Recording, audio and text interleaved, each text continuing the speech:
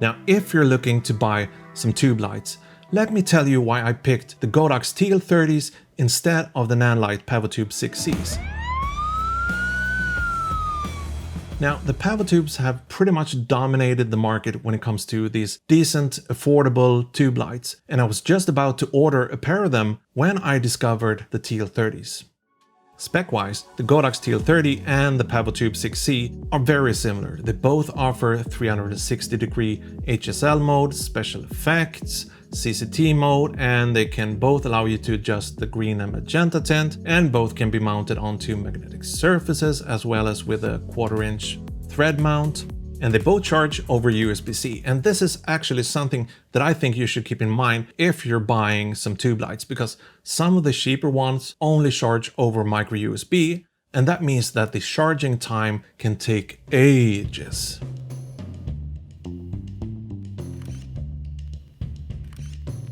The battery life between these two are roughly the same, with a slight edge to the Pavotubes. But then again, if we look at things like output and color accuracy, the Godox takes the cake. And even if you're only planning on using these in their HSL mode, knowing that the Godox will perform well if you need to use it as a neutral key light adds another layer of value to the Godox, in my opinion.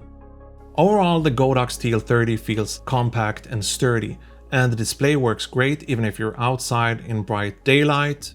And the controls feels really nice. At first though, I wanted a bit more resistance on the control wheel, but after using it for a while, I started to appreciate how fast I can get to my settings. I do like that I can sync and control a bunch of these tubes with the smartphone app. But we'll get to the smartphone app again in a couple of seconds. The one thing I'm not a huge fan of is the placement of the USB-C port right next to the 1/4-inch mount. Unless you have an angled USB-C cable or some sort of 1/4-inch extension, it's very difficult, if damn near impossible, to charge the tube light while you have it mounted on a stand or something. I get around this by using a friction arm like this and a power clamp, and that's one way of, getting around it. But I've actually ordered an angled USB-C cable, so we'll see how that works when that thing shows up. One of the biggest reasons for me picking the Godox is the smartphone app and the integration with other lights from Godox that can be controlled via the Godox Light app. Being able to adjust everything from one app instead of switching between different connections and jumping around between different apps to make adjustments on your lights makes this something that's actually very useful. Especially when it comes to these tube lights, as you may find yourself placing them in more creative and difficult to reach spots a lot of times. Now, the Pavotubes can be controlled with an app as well, but for that you need to get one of their proprietary control units, and that's just adding cost, and it's one more thing that you have to lug around with you and keep track of, so Overall, I think it's worth taking things like this into consideration and plan ahead when you're buying gear. That way you get the most value and the most features out of your gear down the road.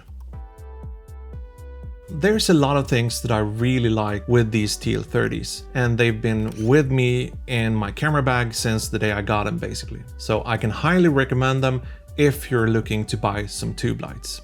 Now, with that said, I want to thank you for watching. It was great having you here. I hope you liked the video. Please give it a thumbs up and hit that subscribe if you feel like it. That'll help me against the algorithm monster and all that. Well, enough said. See you in the next one. Bye!